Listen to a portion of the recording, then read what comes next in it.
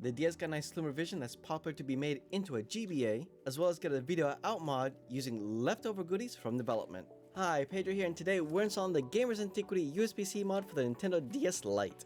It's a fairly simple install with what I'll say is my least favorite of all the shell trimmings for the DS family, followed by the 3DS, which you'll see soon enough. Now if you want this mod, which I know you do, go to renewedgamingrelics.com. Go on now, I'll be here. I'll still be here. Description down below, so don't forget to like this video if you found it useful and subscribe for more. Before we get going, let's do a quick check for 5 volts. That's what I like to see. Now for the teardown. First, we gotta get the battery out. Take out the screws, keeping the back shell on, including the 2 under the rubber feet. The inserts are a little fragile, so take care in getting them out. Carefully separate the rear shell from back to front.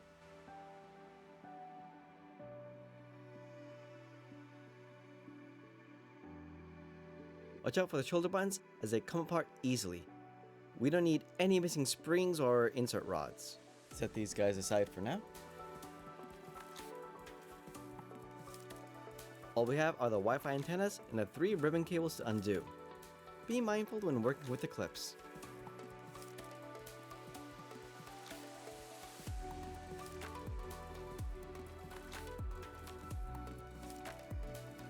The bottom screen can be pushed out with the motherboard to make this much easier than how I did it here.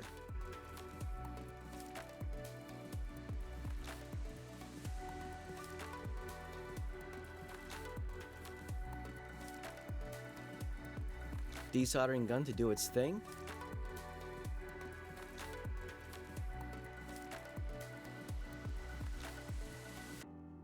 Remove the port and clean up the pads.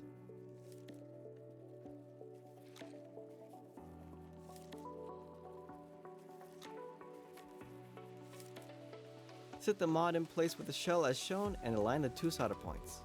I had to later redo the joints as they were a little off center.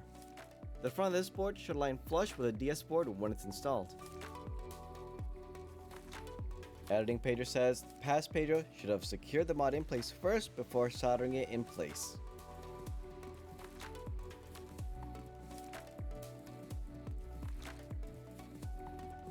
While we're at it, fill the ground vias. A future revision will have better alignment and soldered points for increased security.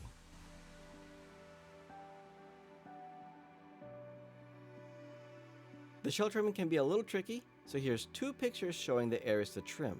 For the first part, trim the red-lined areas flush with the yellow area as shown. Please note that the inside of the shell wall needs to be made half as thick. Do not cut out the wall as a whole.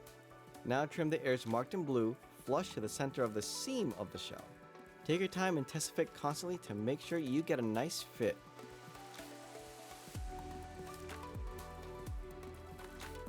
Once we're happy, reassemble and give it a whirl.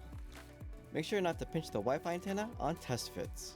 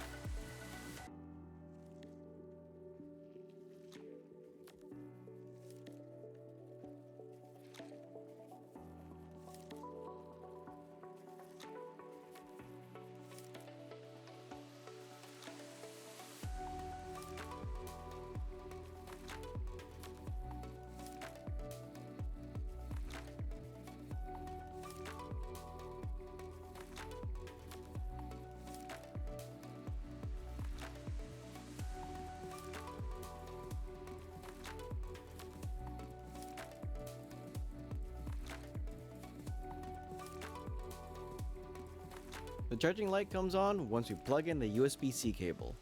Nice. And the DS Lite turns on perfectly fine. Now it just needs to learn English and it's good to go.